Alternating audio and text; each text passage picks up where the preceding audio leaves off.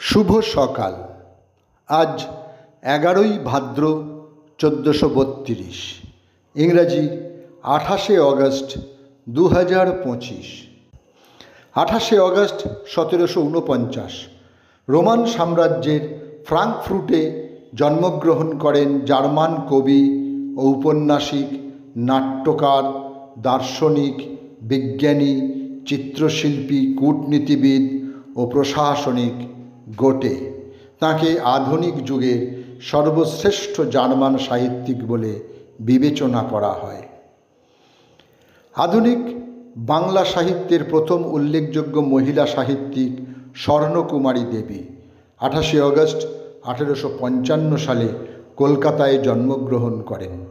তিনি ছিলেন কবি, ঔপন্যাসিক, সঙ্গীতকার ও সমাজ সংস্কারক। পিতা দেবেন্দ্রনাথ ঠাকুর আর অনুজ ভ্রাতা রবীন্দ্রনাথ ঠাকুর তাঁর থেকে 5 বছরের ছোট ছিল। 28শে অগস্ট 1904 হুগলি জেলার হরিদাস উন্নয়ন ব্লকের জেদুয়া গ্রামে জন্মগ্রহণ করেন ব্রিটিশ বিরোধী স্বাধীনতা আন্দোলনের অন্যতম বিপ্লবী অতুল্য ঘোষ। তিনি প্রথমে কলকাতা ও পরে হুগলি জেলার কংগ্রেসের সদস্য হন। 1921-এ অসহযোগ আন্দোলনে যোগদান করেন। 1930-এ মেদিনীপুর পুলিশ হত্যা মামলায় ধরা পড়েন, কিন্তু প্রমাণের অভাবে মুক্তি পান। কবি দীনেশ গঙ্গোপাধ্যায় 1905 সালের 28শে অগস্ট বাংলাদেশের বিক্রমপুরের ইছাপুর গ্রামে জন্মগ্রহণ করেন।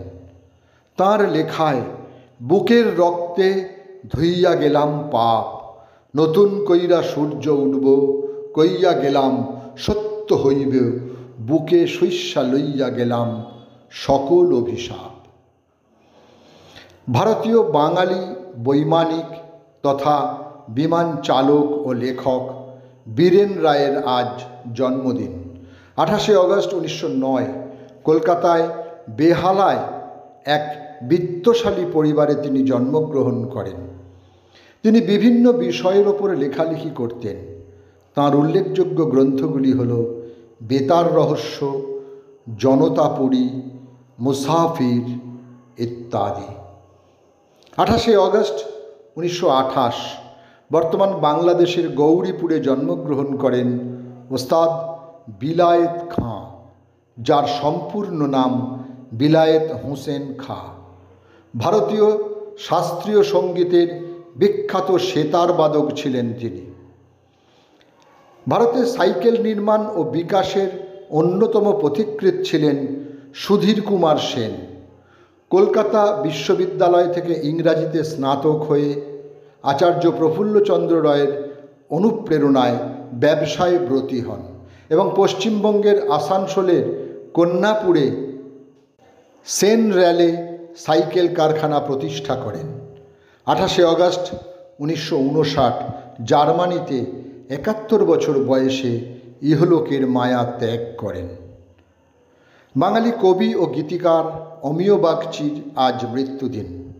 28শে অগস্ট 1973 58 বছর বয়সে কলকাতায় তিনি শেষ নিঃশ্বাস ত্যাগ করেন।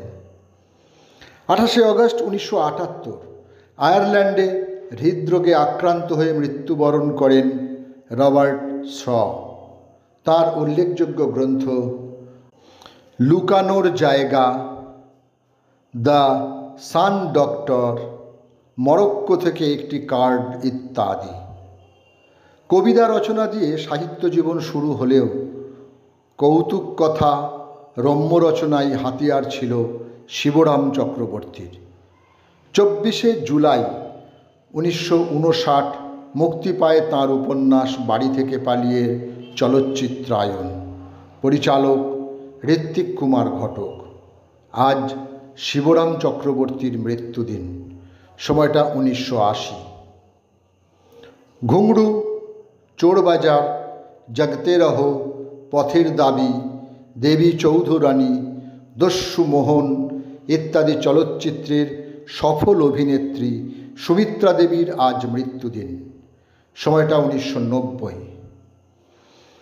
28শে অগস্ট 2006 প্রয়াত হন খ্যাতিমান ভারতীয় বাঙালি ভাস্কর শঙ্খ চৌধুরী।